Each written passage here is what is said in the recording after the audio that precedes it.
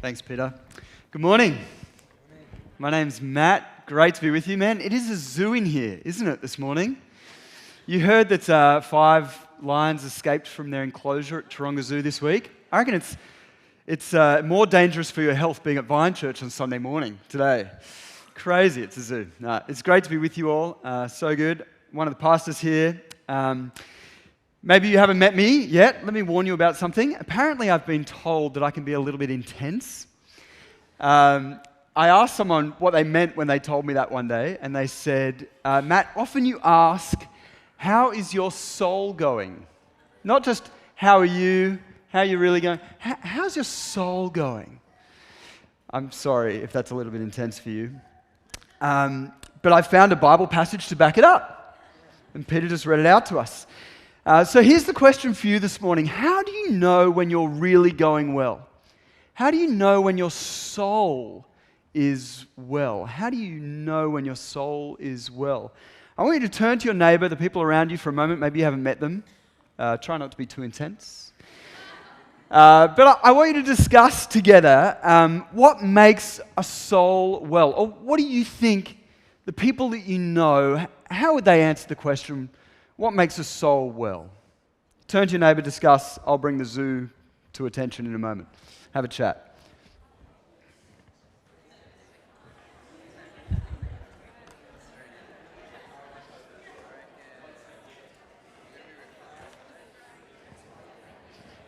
Thanks, Jeremy.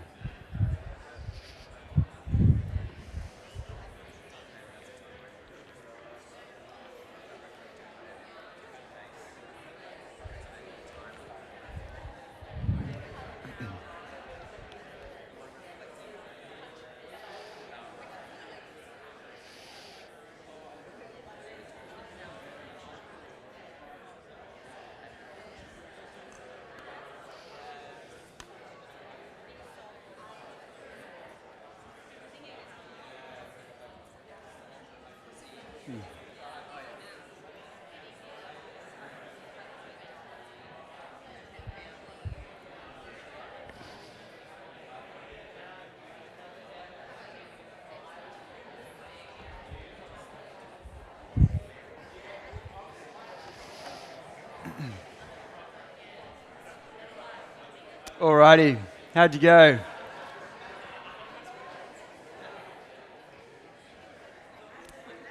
Welcome back. So I take that question, what makes a soul well, from the first real line of that little personal note that was read out to us by Peter a moment ago, where John, who calls himself the All-Elder, writes to his dear friend, his beloved. He calls him that 4 times in this book. He writes to his friend, he says, "Dear friend, I pray that you may enjoy good health and that all may go well with you, even as your soul is getting along well." There's that line. And I think actually everything in this letter is actually about soul wellness, about your soul getting along well. At least that's how we can break down this little letter to get something out of it for us today. He's going to talk about how he can tell Gaius is going well, what it looks like for your soul to be going well, what's going to threaten your soul going well, and finally, how you can become soul well if maybe your soul's sick, so to speak. I think this is a theme, maybe you're struggling with the word soul, what does Matt mean? I actually think this is a theme that resonates with most of us today, because whether you call yourself someone religious or spiritual or not, and yes, it might be strange to use this word soul as if we can just automatically come up with a dictionary definition for it. I think it's really hard to do that. But I think many of us have had an experience where deep down we know we're more than just flesh and bones. There's something to us on the inside of us that is maybe immaterial. And when the Bible uses the word soul, it's talking about the center of the inner human life. Maybe today, people might say who you really are. There's a soul to you. Something that maybe even transcends this earthly nature of who you are. And that's what we're talking about today. Tiny little caveat. I love that John says to his friends, I pray that you may enjoy good health and that all may go well with you. He's not just concerned about his soul. He's also concerned about the body as well. And I think maybe some of us think Christians are lost to this world, or maybe we're a little bit airy-fairy about what's actually going on in someone's life. John here reminds us it's good to pray about the whole person. Christians should be concerned about what is happening to you, flesh and blood, what's really going on for you in your life. But John's main concern here is with his friend's spiritual health, his soul. And this little forgotten book of 3 John, the smallest book in the Bible, you can read it, if you're reading it not aloud, in 42 seconds. I tried. You can do it. But this answer to this big question about your soul is found in this tiny little book. So that's where we're going today. What is soul wellness? That's our first little question. What is soul wellness?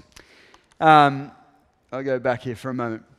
What is spiritual health? The first sign, the first big giveaway that a person is spiritually healthy, that their soul is well, is that someone is integrated. Someone is integrated. There is correspondence between someone's creed and their conduct. There's no dichotomy between what they preach and what they practice.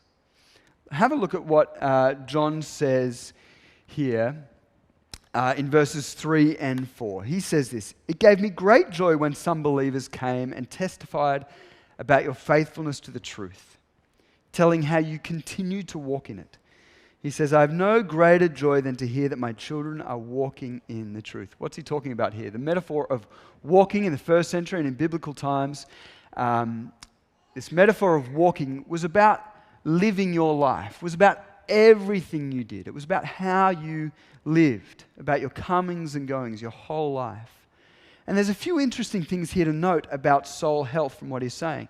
He's saying it's not just about knowing stuff, it's about acting on it. It's about living it out. That is what the spiritual person is, the soul well person is.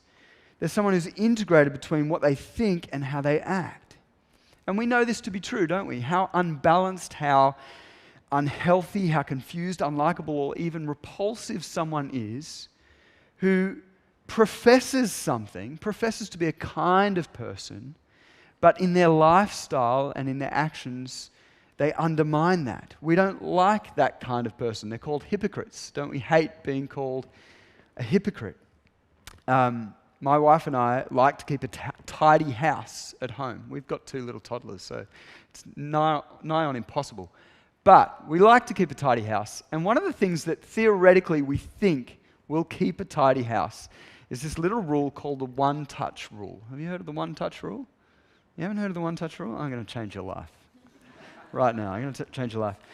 It's when you pick something up and you're doing something with something and you're not allowed to put it down again. You're not allowed 2 touches. It's got to go back exactly where it belongs.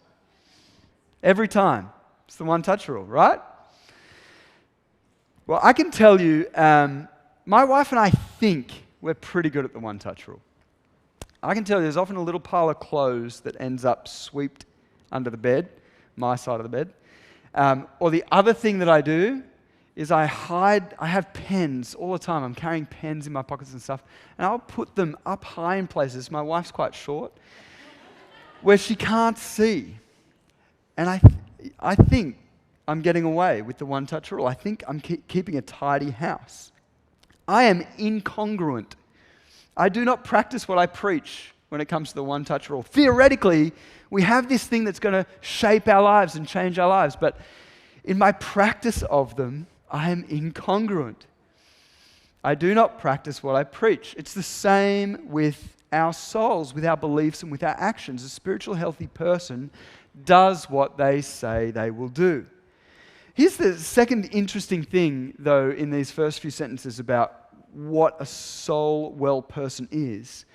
And that is that they are integrated with the truth. He says you're not just walking in line with any actions, with any beliefs, with any ideas.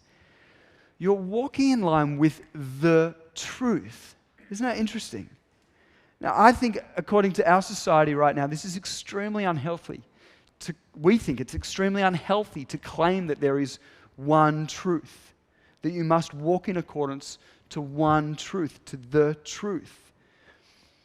This is very uncomfortable for some of us, if not offensive, that there is a truth that is beyond you and that you need to live in line with.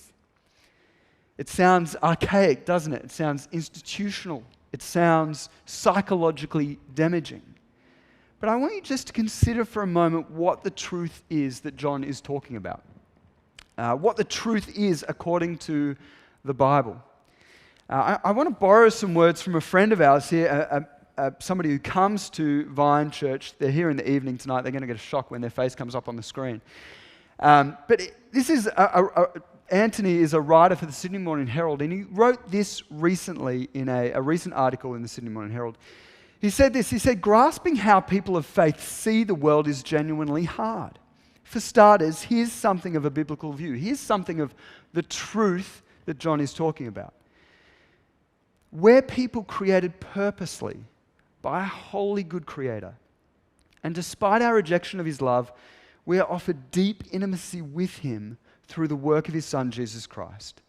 And we now live in love as we wait for our world to be once again made perfect. That's the truth John is talking about. Walk in line with that. Did you catch what was in the truth, according to the Bible, according to Jesus? Purpose. A God who is good.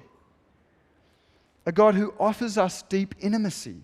A God who gives us hope of a perfect world to come. A God who offers us love. That's the truth, according to John. It's pretty good. And so John is saying the healthy soul isn't just integrated between what they think and how they act, but they're integrated with this truth about the world, this truth about God, this truth about us, this truth about the good news of Jesus Christ. And they live it out. It's good for them and it's good for others. So what does that look like practically, though? What does it look like to be soul well in the day today? Well, this letter, called 3 John, many commentators think it's actually one of 3 that were probably written at the same time, perhaps on the same day, and sent in a package to a particular church. 2 John, which we looked at last week, is kind of like a cover letter. 1 John, which is a sermon to be read out in the church. And 3 John is like this personal note. It's like a little sticky note that was attached to the outside, reminding Gaius, one of the leaders in the church, of what he has been doing and encouraging him to continue to do that. And as I read over the letter again and again this week, I kind of summarized what John is saying to Gaius in these words. This personal note, he's saying, look, God wants us as a church to continue to support Christian missionaries. A little bit of context for you. In the first century, much like the 21st century, not everybody throughout the world knows the good news about Jesus. And so people were sent out, especially from the eyewitnesses. They were sent out entrusted with the message of God, the good news of the gospel, and sent to different towns, different cities to tell people the truth, to pass that message on. Today we call them missionaries. And so this is what Gaius is being instructed to do. When the missionaries come to you, when the evangelists, the teachers of the truth come to you, look after them. Continue to look after them. And my initial reaction when I thought that's all that is contained within this personal note, I thought, that's a little bit motherhood and apple pie. It's a little bit what you'd expect a preacher to stand up and talk about, isn't it? Give money to the church. Give money to the preachers. Look after missionaries in particular. But this is really important for the early church. And it's actually really important for your soul. It's a sign that your soul is going well if you support Christian missionaries. If you don't forget gospel partners, which is where we get the title for this week from. Um, you may not realize this, but when we send people out to teach about the truth across the world, maybe we're sending them from one state to another, maybe we're sending them from one country to another or overseas. Here's the funny thing about people when they travel. They need things. They need food. They need breakfast, lunch, and dinner every day, hopefully. They need clothes. They need summer clothes and winter clothes and in-between clothes. They need water and other drinks, hopefully coffee. They need passports. They need phones. They need phone chargers. They need toothbrushes, a spare pair of clothes, a hat or two, computers, a house, an apartment, a place to live, a vacuum cleaner, or maybe just the one-touch rule to keep their house clean. They need the internet. They need more food. They need plane flights, insurance, a car, petrol for that car, a license for the car. I don't know whether you're keeping up, but I'm creating budget line items here. Missionaries need support. They need practical support. Stuff for their kids. There's a long list there, right? They need daycare fees, school fees.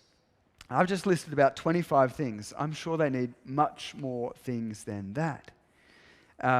So it is necessary that we support people who go out to teach the good news. But I want to draw your attention to one thing here that, here you go. I was going to share this. This is actually my sister in the red there and her husband down the front and their 4 kids and a couple of friends. About 4 or 5 years ago, they moved to the Middle East to become missionaries, to share the good news with other people. And so I became really apparent of these things that they need. I was going to share that earlier. I forgot. It's all good. How you going? They're watching online, perhaps. It's like 2 a.m. in the Middle East where they are right now. I wanted to draw your attention to one thing, though, about what he says here. He says, notice the manner in which we are to send them out. He says, please send them on in a manner that honors God, or as a different translation of the Bible puts it, it says, in a manner worthy of God. What does that mean? Send them in a manner worthy of God. I take it means because they are representing God as they go out and speak his message, that we are meant to support them in a way as if they are God. We're meant to support them as if it were God himself going. Now, what would you do if God rocked up to your house looking for some support, some help? How would you treat him? How would you entertain him? What would your hospitality look like? I think I heard this story firsthand from someone at a previous church. But they told me they remembered a time when missionaries would often receive used tea bags. That is, let's say people here in Sydney, Australia would make a cup of tea. Let's say it's an English breakfast tea, Toby's favourite, an Earl Grey tea. They'd make a cup of tea, they'd pull their tea bag out, they'd put it on the kitchen sink, maybe, let it dry. How long does that take? A day or two? And then they'd do that and they'd wait until they had a packet. Let's say 25 packets of tea. They'd box it up and they'd send it to their church's mission partners, perhaps with a letter saying, we pray that you may enjoy good health and that all may go well with you. Enjoy the borrowed tea leaves. Vine Church, I cannot imagine. I know this is not how you support our mission partners. In fact, it's the opposite. They get tea too, or batch brew afterwards from Artificer down the road. In what manner do you support people who teach the gospel? Do you treat them as if they're going out on behalf of us, on behalf of God?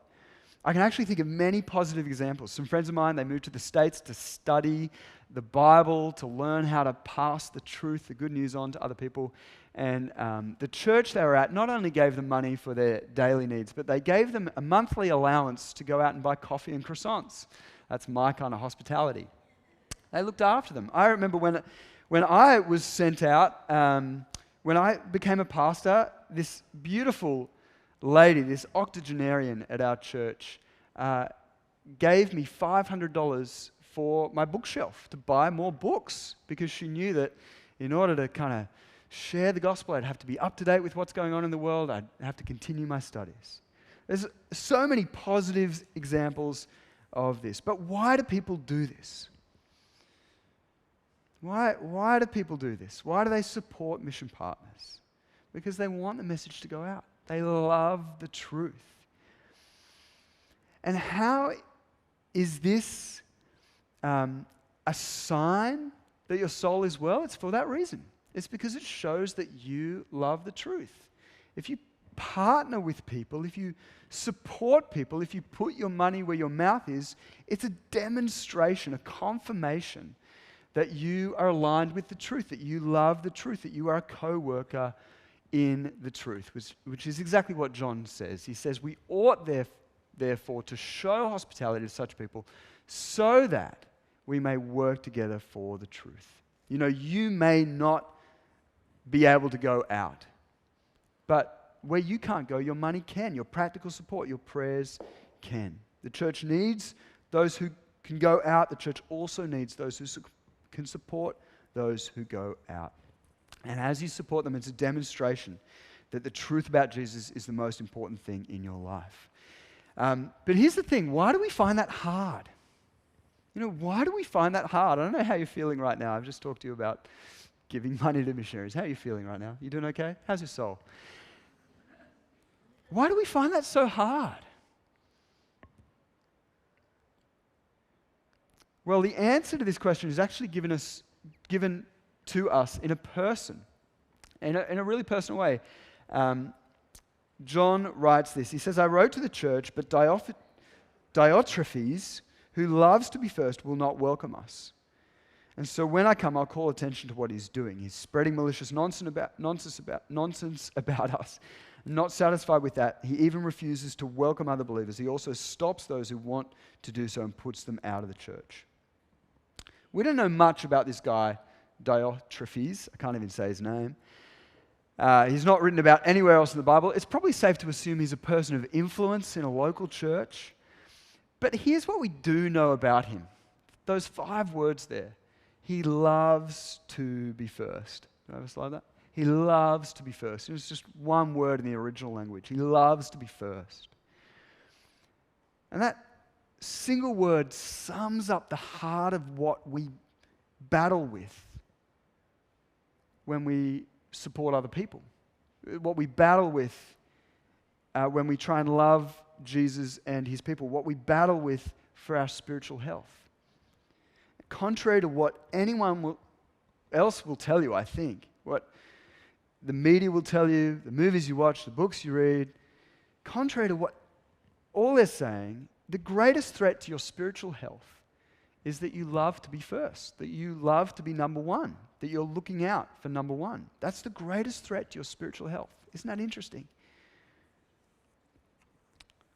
The desire to be first will rob you, will block you, will stop your soul from going well. That's the problem at the heart of us. What does it look like? It plays out in millions of little ways. Notice how it plays out for Gaius and how it plays out for us. Diotrephes. He gossips. He talks about other people behind their back. How often do we find ourselves protecting our own reputation, lifting ourselves up at the expense of others, by putting others down? Even the tiniest moments, they reflect back to us that we care more about ourselves than we care about others. It's obvious that Diotrephes had some kind of position of leadership.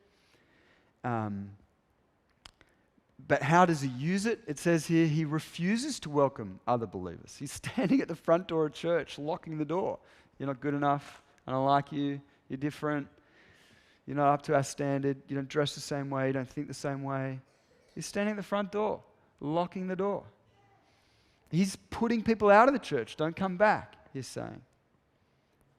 Listen, there is no Christian idea, no Christian theology that does not express itself in love for others. There is no Christian theology that does not express itself in love for others. And so this desire to put ourselves first puts us in opposition to the truth of God. This desire that we have, that we love to be first, that we love to have control over others, that we love to think of ourselves more highly than others, puts ourselves in complete opposition to what Jesus taught, to who Jesus was, to what God is doing, to the truth about our world. And that's why it's so bad for your soul. It puts you out of alignment with God himself. And this leads us to our final point. Well, if your soul is sick, if you do find it hard, if you want your soul to be better, how do you get there? How do you get your soul to be going along well? Well, the answer is you have to see God. You have to see who he is and what he's done. You have to understand the good news about Jesus. Notice in verse 11, he says to his friend, "Dear friend, do not imitate what is evil, but what is good. Anyone who does what is good is from God. Anyone who does what is evil has not seen God." Has not seen God. You've got to see God. That's how your soul changes. What do I mean by that? Well, the Bible is very clear. No one has actually ever seen God. It's okay. No one's actually ever seen God. In fact, John writes in his letter, I wonder whether I have it here. I don't have it here. John writes in his gospel, he says, no one has ever seen God. He says this, but the one and only Son who is himself God and is in the closest relationship with the Father, has made him known. He's talking about Jesus. And Jesus himself said, anyone who has seen me has seen the Father. You've got to see God. How do you see God? You see Jesus. You look at Jesus, who he is and what he's done. And how does it address our love to be first? How does it address our pride? How is it the antidote to that? Well, look at what Jesus has done. Look at this. This is the Apostle Paul writing. I did have it there. The Apostle Paul writing in Philippians chapter 2. He says, in your relationships with one another, have the same mindset as Christ Jesus. Look at Jesus here. Look at God. Look at what he's like. Maybe you've never heard this before. What did God do? The Apostle Paul writes, who being in the very nature God, did not consider equality with God something to be used to his own advantage. Rather, he made himself nothing by taking the very nature of a servant and being made in human likeness. God became one of us in Jesus. He took on flesh and blood. And being found in appearance as a man, what did he do? He humbled himself even further, becoming obedient to God, even to the point of death, even death on a Roman cross. Therefore, God exalted him to the highest place. See, when you understand that God came not to be served, but to serve. When you understand that our God didn't come to be first, but he put himself last. He didn't come to take from us, he came to give to us. To the extent that you see that God is not a taker, but a giver. When you understand that God doesn't love to be first, but put himself last, that you and I might be first in his home, then your soul will be well. When you understand that he did not come to be received as a guest, but to give his life so that you and I could be received as guests into his home, the greatest act of hospitality, into his eternal home, safe forever with him, then you can love to be last. You can put others first. You can support others who go out in his name. Because you know he will lift you up. He will lift up your soul. Your soul will get along well. How do you be soul well? You see God. See God and what he's done for you, in his love for you in Jesus. Let me pray. Good God, loving God, thank you so much for your son Jesus, for the model of perfect love that we have in his life. A sacrificial life, a life of service, a life that, although deserving to be first, put himself last for our sake. A life that was rejected, that we might be welcomed. May we accept what he has done for us. May we be changed by it even today, we pray. Amen.